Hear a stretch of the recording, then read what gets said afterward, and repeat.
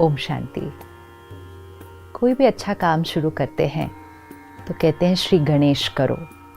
विघ्न विनाशक, दुख हरता, सुख करता, सिद्धि विनायक श्री गणेश की हम बहुत प्यार से महिमा करते हैं, उन्हें याद करते हैं, पूजा करते हैं। हर कार्य की शुरुआत उनकी स्थापना से करते हैं। लेकिन क्या सिर्फ याद करना और उनकी महिमा करना क्या उतना काफ़ी है? क्यों ना उनसे प्रेरणा लें, उनकी विशेषताएं, उनकी शक्तियाँ अपने जीवन में धारण करें और सिर्फ श्री गणेश जी की महिमा न करें, खुद ही श्री गणेश जैसे बन जाए। श्री गणेश जी की जो जन्म की कहानी है वो हमें बहुत कुछ सिखाती है। कहते हैं शंकर जी तपस्या के लिए बहुत दूर पहाड़ों में गए थे, तो पार्वती जी ने अपने शरीर की मिट्टी निकालकर एक बच्चे का निर्माण किया।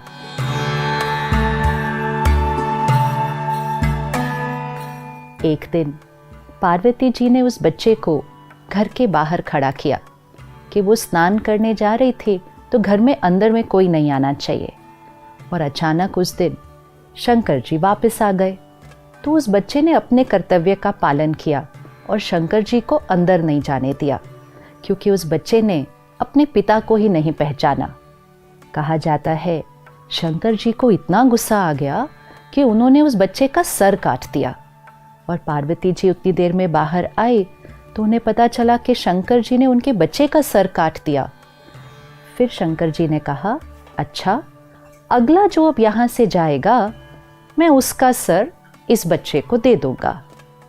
हम ये कहानी बहुत समय से सुनते आए हैं, लेकिन हमने कभी भी इस पर विचार ही नहीं किया कि ये हमें क्या सिखा रही है। तो अगला जो वहाँ से गुजरा वो एक हाथी था, तो शंकर जी ने हाथी के सर को काटा और उस बच्चे पर लगा दिया और उस बच्चे को नाम दिया गणेश। ये कहानी क्या सिखा रही है हमें कि बच्चा अपने पिता को नहीं पहचानता, और शंकर जी देवता 10 साल की तपस्या बाद आए थे और इतना गुस्सा आ गया कि बच्चे का सर काट दिया। आज आप और मैं भी अगर 10 मिनट भी मेडिटेशन कर लें तो इतने शीतल और शांत हो जाते हैं कि ऊंची आवाज़ में नहीं बोल पाते हैं। और देवता 10 साल की तपस्या बाद एक बच्चे के ऊपर इतना गुस्सा आया, और बात भी कितनी थी, अपने ही तो कर्तव्य का पालन कर रहा था, सर काट दिया। ये कभी नहीं कहते कि शंकर जी ने उस बच्चे की हत्या की, नहीं कहते, सिर्फ कहते हैं उसका सर काटा। दो बातों में बहुत फ़र्क है। वैसे तो अगर बच्चे का सर काट दो या किसी का भी सर काट दो तो उसी समय उसकी हत्या हो जाएगी, लेकिन उसको हत्या नहीं कहते, कहते सर काटा और किसी और का सर लगा दिया। परमात्मा जब इस सृष्टि पर आते हैं तो हम अपने अहंकारवश परमात्मा को पहचान नहीं पाते हैं। बॉडी कॉन्शियसनेस, क्यों ये कहा जा रहा है कि पार्वती जी ने अपनी मिट्टी से बच्चे का निर्माण किया? क्या किसी देवी के शरीर में इतनी मिट्टी हो सकती है? क्या हमारे शरीर में इतनी मिट्टी है कि हम एक बच्चे का निर्माण करें? तो मिट्टी से बच्चे का निर्माण किया मतलब ये शरीर मिट्टी का है। दिस इज़ मिट्टी, दिस इज़ बॉडी कॉन्शियसनेस। और इस बॉडी कॉन्शियसनेस की वजह से हम परमात्मा को पहचान नहीं पाते हैं। तो परमात्मा सबसे पहली चीज़ क्या करते हैं, हमारी बॉडी कॉन्शियसनेस के सर को काटते हैं, हमारे अहंकार के सर को काटते हैं। तो शंकर जी ने बच्चे का सर काटा। अच्छा, सर काटा ही था तो वापस वही सर लगा देते, एक और की हत्या करने की क्या ज़रूरत थी? लेकिन जब परमात्मा हमारे अहंकार का सर काटते हैं तो फिर उसकी जगह सोल कॉन्शियस, ज्ञान से भरा हुआ, प्योरिटी और डिविनिटी से भरा हुआ एक बहुत वाइज सर हमारे ऊपर लगाते हैं। तो शंकर जी ने वो सर काट के ज्ञान का सर उस बच्चे को दिया और फिर उसका नाम रखा गणेश।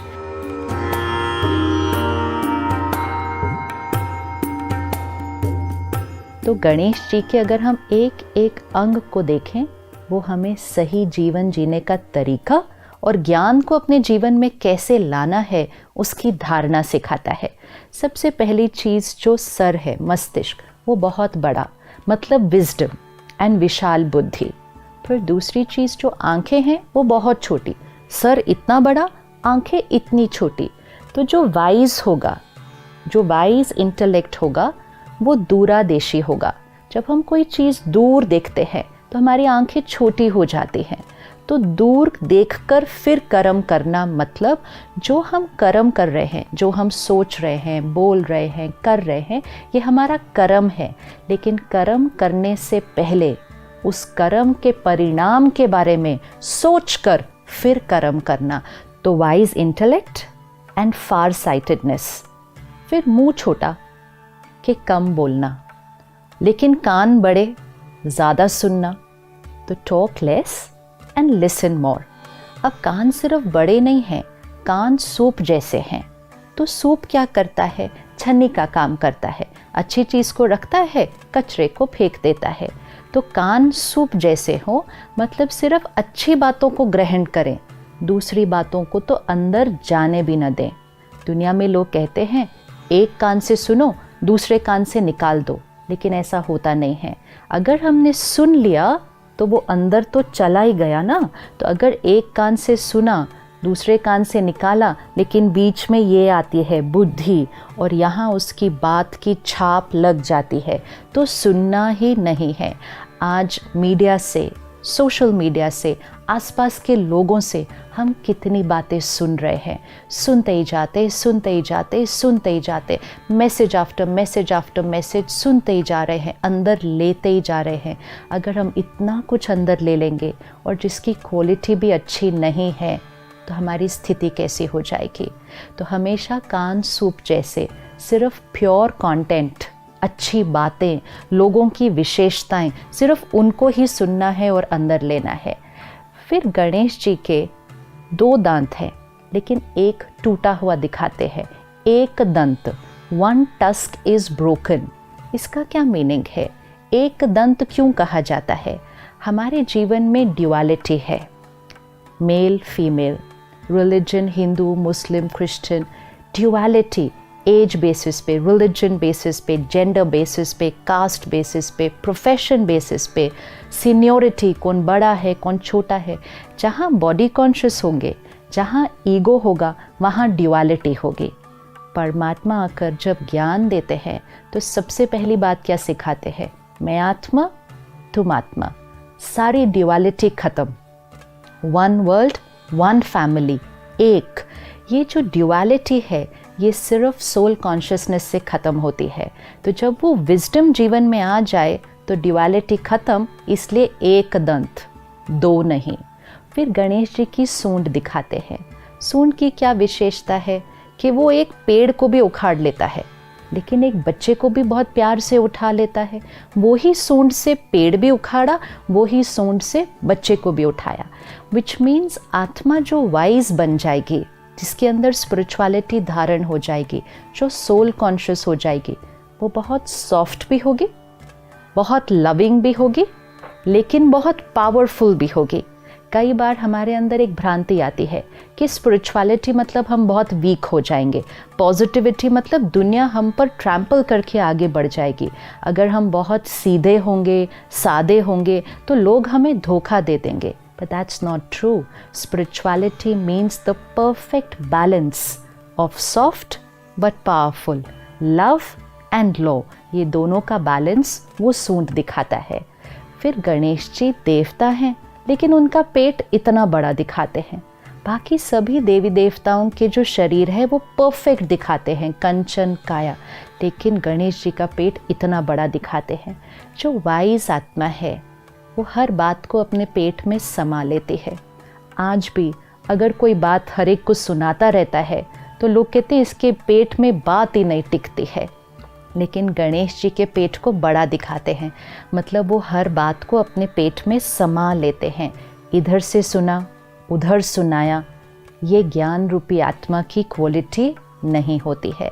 और बड़ा पेट also signifies the power to accept. हर एक से मिलें, हर एक के साथ काम करें। हर एक के संस्कार अलग अलग हैं, लेकिन हर एक को एक्सेप्ट करते जाएं, एक्सेप्ट करते जाएं, एक्सेप्ट करते जाएं, तो पेट बड़ा। फिर गणेश जी की 4 भुजाएं दिखाते हैं और 4 भुजाओं में बहुत सुंदर अलंकार है।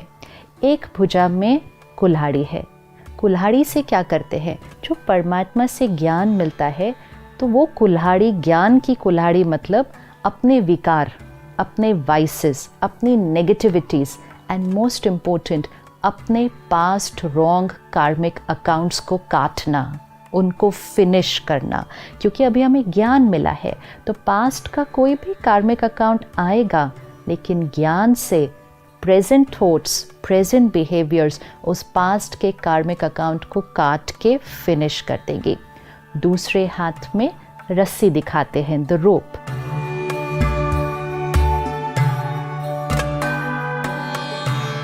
ज्ञान यूज किया, मेडिटेशन किया, लेकिन धारणा तब होगी जब जीवन में डिसिप्लिन होगा। डिसिप्लिन, संयम, नियम, इसके बिना धारणा नहीं हो सकती। तो अपने जीवन को मर्यादाओं की रस्सी में बांधना है। ऐसा नहीं कुछ भी खाया, कुछ भी पिया, कभी भी सोए, कभी भी उठे, कुछ भी बोला, कुछ भी किया, पैसे कमाने गए तो किसी भी तरह काम कर दिया। ऐसी आत्मा वाइज नहीं बन सकती है। लेकिन जीवन को मर्यादाओं की रस्सी में बांध दिया। सही सोच, सही बोल, सही कर्म, सही खान पान, सही धन कमाने का तरीका, ये मर्यादाओं को रस्सी से बांध लो। फिर तीसरे हाथ को ब्लेसिंग देता हुआ दिखाते हैं, मतलब हाथ हमेशा ऐसे। आज अगर हम अपने जीवन में देखें, हमेशा सारा दिन हमें किसी से कुछ ना कुछ चाहिए होता है, और कुछ नहीं तो प्यार चाहिए, रिस्पेक्ट चाहिए, ट्रस्ट चाहिए, एक्नॉलेजमेंट चाहिए, अप्रिसिएशन चाहिए। ऐसे हाथ है हमारा। लेकिन गणेश जी का हाथ ऐसा नहीं है। गणेश जी का हाथ ऐसा है, मतलब चाहिए चाहिए कुछ नहीं, सब कुछ देना है, सबको देना है, एंड मोस्ट इम्पोर्टेंट सबको ब्लेसिंग्स देना है, दुआएं देना है। विच मीन्स कोई भी आत्मा आए, कैसे भी संस्कार हो, कैसा भी व्यवहार हो, वो अपने संस्कार लेकर आएंगे, वो अपने कर्म करेंगे, लेकिन हमारे से उनके लिए सिर्फ और सिर्फ pure thoughts, pure words, blessings. तो एक हाथ ऐसे, मतलब सबको दुआएं देते जाओ, दुआएं देते जाओ। फिर चौथे हाथ में मोदक है, और वो मोदक हाथ में होता है। मोदक अर्थात स्पिरिचुअलिटी को अपने जीवन में लाना सहज है, लेकिन केयरलेस होकर नहीं हो सकता है। Constant attention. मोदक बनाने में बहुत मेहनत लगती है, तो इट सिग्निफाइज कि स्पिरिचुअलिटी को पूरी तरह से अपने जीवन में ले आने में अटेंशन, कांस्टेंट अटेंशन, उतनी मेहनत करनी है। लेकिन एक बार वो मेहनत कर ली तो मोदक मीठा बहुत होता है, विच मीन्स मेहनत का फल बहुत मीठा होता है। लेकिन जब इतना सब कुछ अपने अंदर धारण कर लिया तो फिर महिमा भी मिलेगी, सफलता भी मिलेगी। बहुत लोग आपको अच्छा अच्छा अच्छा अच्छा भी बहुत कहेंगे। उस समय ध्यान रखना है ज्ञान का अहंकार न आ जाए, विशेषताओं का अहंकार न आ जाए, जो कार्य परमात्मा आपसे करवा रहा है उसका अहंकार न आ जाए। तो मोदक बन तो जाता है, मीठा भी बहुत है, लेकिन गणेश जी उसको खाते नहीं हैं, हाथ में रखते हैं, विच मीन्स सफलता मिलेगी। महिमा को स्वीकार नहीं करना है, उसको सिर्फ हाथ में ही रखना है। तो किसी भी मूर्ति में गणेश जी को मोदक खाते हुए नहीं दिखाते हैं, सिर्फ संभाल कर पकड़े हुए दिखाते हैं। दिस इज अ रिमाइंडर कि the more we are on a journey of self transformation, people will have lot of nice things to say about us, but take care. अहंकार नहीं, सब अहंकार से सबसे बड़ा अहंकार होता है ज्ञान का अहंकार। एंड वो एक ऐसा अहंकार होता है, इतना सूक्ष्म होता है कि पता भी नहीं चलता कि ये अहंकार है। तो मोदक को हमेशा पकड़ के रखना है। फिर गणेश जी को बैठा हुआ कैसे दिखाते हैं? एक लेग फोल्डेड होता है और एक लेग नीचे होता है, और जो पाँव नीचे होता है उसका भी सिर्फ टो नीचे टच करता है, और हर मूर्ति में एक पाँव नीचे और एक पाँव ऐसा फोल्डेड है, विच मीन्स इस दुनिया में रहना है तो पाँव नीचे। Spirituality does not mean move away from the world, move away from people, stop working, no. पाँव दुनिया में रहेगा, सब कुछ करना है, सबके बीच रहना है, सारे रिश्ते निभाने हैं, काम कारोबार करना है, लेकिन सबसे डिटैच्ड भी रहना है। न्यारे और प्यारे, सब कुछ करना है लेकिन किसी भी चीज़ का प्रभाव हम पर नहीं आना चाहिए। सबके बीच रहना है लेकिन किसी के संस्कार के प्रभाव में आकर अपने स्पिरिचुअल प्रिंसिपल्स को नहीं छोड़ देना है। तो रहना भी है लेकिन ऊपर भी रहना है। अब इतनी महानता धारण करके, इतनी दिव्यता अपने जीवन में लाकर, लेकिन श्री गणेश जी का वाहन क्या दिखाया? देवता है तो उसका आसन, उसका वाहन बहुत सुंदर होना चाहिए, लेकिन श्री गणेश जी को तो चूहे पर बैठा हुआ दिखाते हैं। तो चूहा किसका प्रतीक है? अगर हम देखें तो चूहा सारा दिन कुछ न कुछ पर खुरेदता रहता है। खाने की चीज़ नहीं भी होती है, कोई वायर है, कोई प्लास्टिक है, कुछ भी चीज़ पर वो खुर करता रहता है। ये हमारी कर्म इंद्रियों का प्रतीक है। सारा दिन कुछ भी देख रहे हैं, कुछ भी सुन रहे हैं, कुछ भी खा रहे हैं, नहीं भी ज़रूरत तो पीते जा रहे हैं, जो सामने दिखा उसको सुना। तो चूहे की तरह कर्म इंद्रियों पर संयम खत्म हो गया है। तो चूहा एक तो कर्म इंद्रियों के वशीभूत होने का प्रतीक है, और दूसरा चूहा छोटी सी जगह से अंदर घुस जाता है, पता ही नहीं चलता। हम सब कहते हैं दरवाजे बंद थे, खिड़कियां बंद थी, ये चूहा कहाँ से आ गया घर के अंदर? क्योंकि चूहे को जगह की ज़रूरत नहीं है, वो छोटी सी जगह से अंदर घुस जाता है। वाइसेस, कमज़ोरियाँ, डिस्ट्रैक्शंस, पता ही नहीं चलता जीवन में कब आ जाती हैं, कहाँ से आ जाती हैं। और चूहा जब किसी को काटता है तो शुरू में एक बहुत एनेस्थेटिक इफेक्ट देता है, पता ही नहीं चलता कि चूहा काटा है, एकदम से स्टिलनेस हो जाती है उस जगह पर, बहुत देर बाद पता चलता है कि कुछ काटा है।